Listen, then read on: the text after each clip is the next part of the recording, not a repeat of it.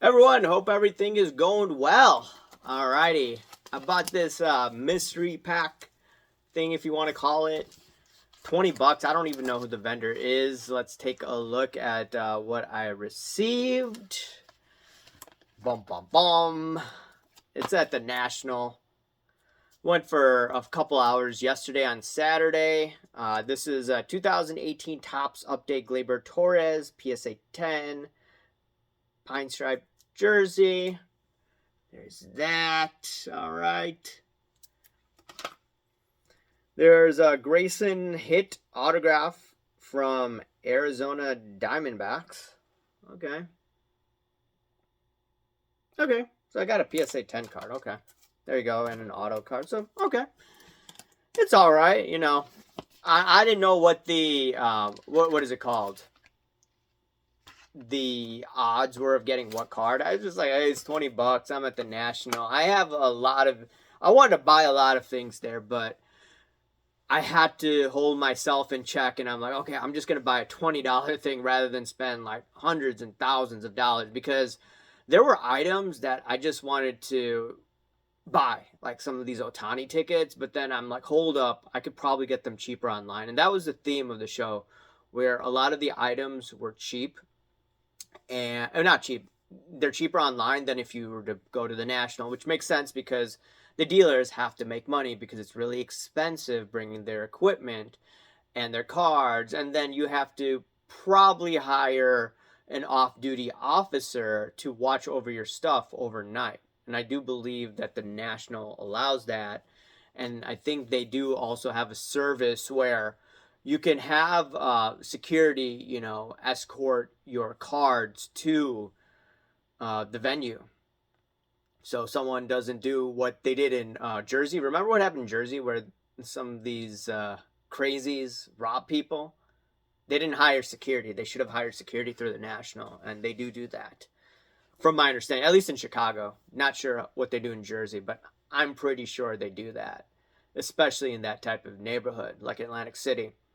But I want to talk a little bit about the National. If you live in the Chicagoland area or within an hour and you're free, you should all attend. Okay?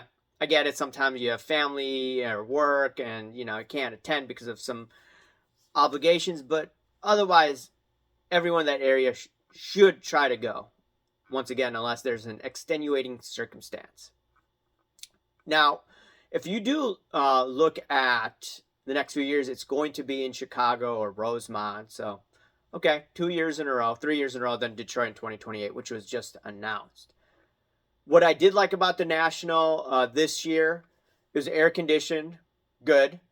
In addition, compared to 2 years ago, it was not air conditioned all areas. So, did not like that whatsoever. So, they did make improvements. There seemed to be a lot more people here this year. Why did I say that? Because I did go on a Saturday 2 years ago, and I parked at the Rosemont Blue Line. And at the Rosemont Blue Line this time, all the spots were filled up. People were parking in spots you weren't supposed to park in. And that could technically get people towed. And the parking is cheaper at the Rosemont Blue Line compared to the parking that they provide. And it was getting filled up big time. I think Doubletree had parking, but you had to be there early. So that's one thing that I noticed. A bunch of other things. I'll get into the Hanky Panky a little later on. The best boots, I do believe that Whatnot, despite the Hanky Panky they're involved in, they had the best looking booth. eBay had a decent booth as well. PSA had a great booth as well. Heritage did have a good booth.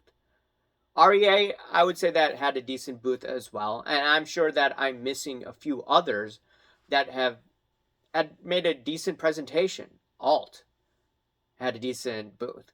You had also Arena Club invested quite a bit in that. So it's great all around. What I did notice with Whatnot was right next to Backyard Breaks. I did not see that dude that made that pedo comment, okay? So that was very interesting. The highlight of the show was actually seeing Dennis Rodman. So I was just walking around, and then some dude was saying, hey, look, please stand back. and I had to get to the side. I'm like, why is this guy saying get to the side? And then I look up, I'm like, holy moly, that's Rodman. He was going to, I think, TriStar to sign for all the people that signed up for him. So yeah, that was my highlight. Just actually seeing Rodman walk. He was freaking tall as hell. I did meet a few people in the hobby. You know, handshake, cordial, it was all polite. Jeremy Lee, saw him. I saw Ryan McClanahan. I saw Science Slab, had a cordial conversation with them. Talked to This Cardboard Life. I did bump into a few people as well. Said hi, hello. They said hi to me. Some of them I didn't know as well. There were some people that I noticed. I didn't want to go bug them because they're talking to other people. I did see Ravel talking to a few people. If he were by himself, I would have said hi and introduced myself in person. I did also see, I think, the Iron Sheik on Instagram. But he was talking to someone, so I didn't go say hi. But yeah, overall, atmosphere was great. It's good to see all these items. We know there's Hanky Panky involved, and yeah, I'm gonna get into it. But Walmart was at the convention, okay?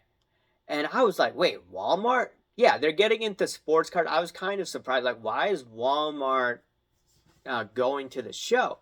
And I think they went to the show because, they sell a lot of Fanatics products.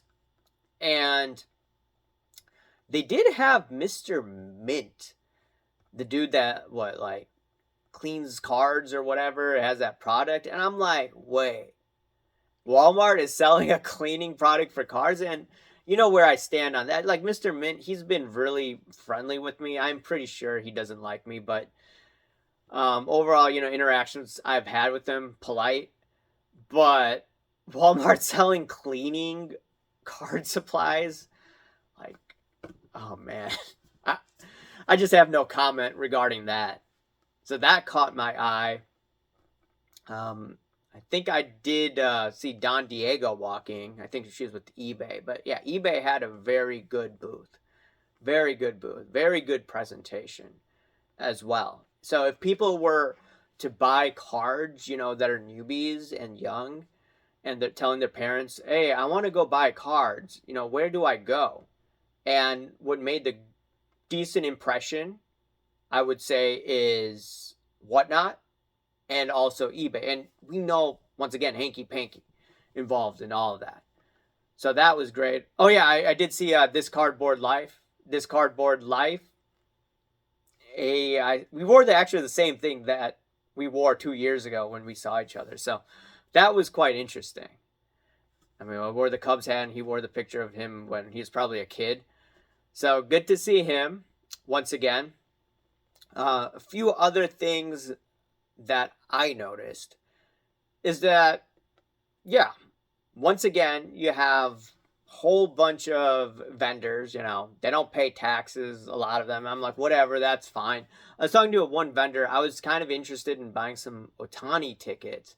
And the dude was like, and I was like, hey, if I were to pay, can I pay via PayPal? Because I didn't bring that much cash on me. I'm not going to take that much cash for obvious reasons. He's like, well, okay, if it's not like $5 or $10, I'm like, okay, yeah, that's fine. But he was willing to work with me if it was a large purchase item. And then I said, hey, what about Zelle? And he says, no, he doesn't want to do Zelle. But he's willing to do PayPal friends and family. And, once again, I'm libertarian and I don't really care if people pay taxes or not.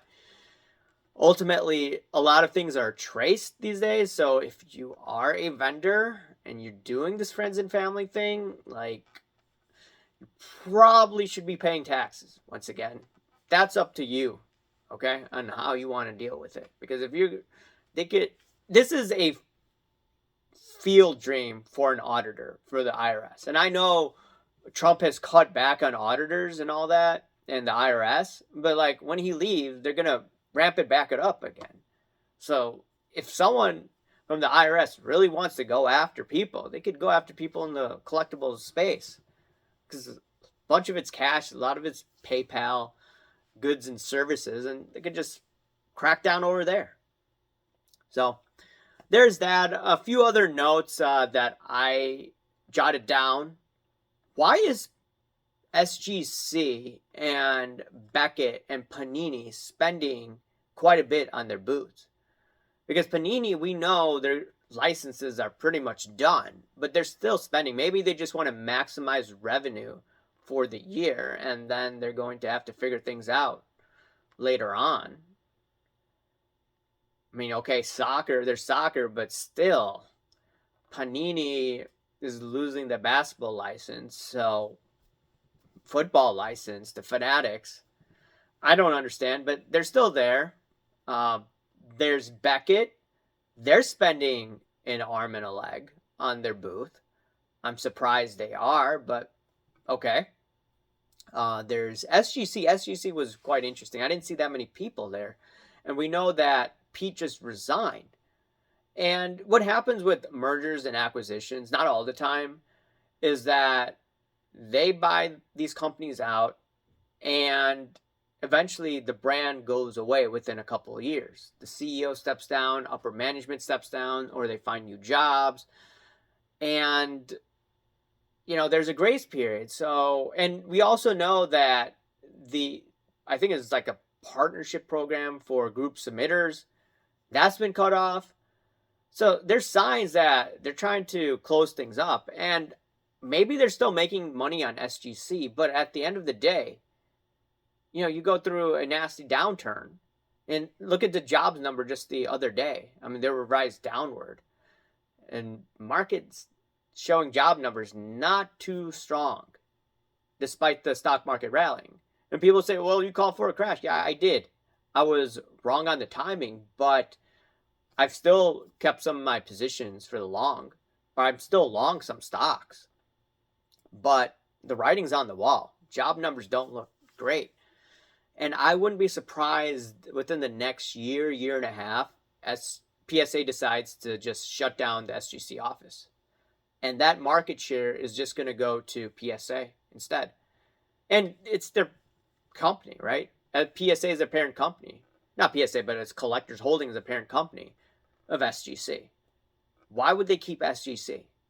So, let me know what you think about the National if you went there.